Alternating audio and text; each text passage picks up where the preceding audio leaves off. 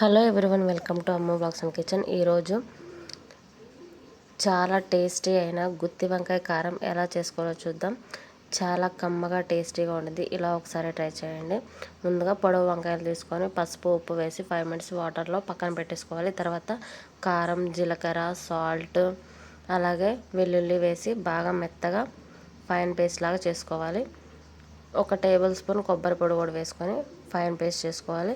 మనం ముందుగా వాటర్లో వేసిన వంకాయను తీసేసి మధ్యలోకి ఘాటు పెట్టేసుకొని ఇలా కారాన్ని స్టఫ్ చేసుకోవాలి. తర్వాత 4 టేబుల్ స్పూన్ ఆయిల్ వేసుకొని పోపు దినుసులు, ఎండుమిర్చి,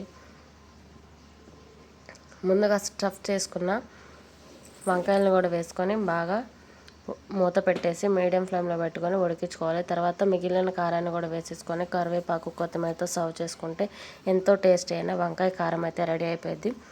చపాతీ, రైస్లోకి, సాంబార్లోకి సూపర్ టేస్టీ. ఈ వీడియో నచ్చితే ప్లీజ్ సబ్స్క్రైబ్.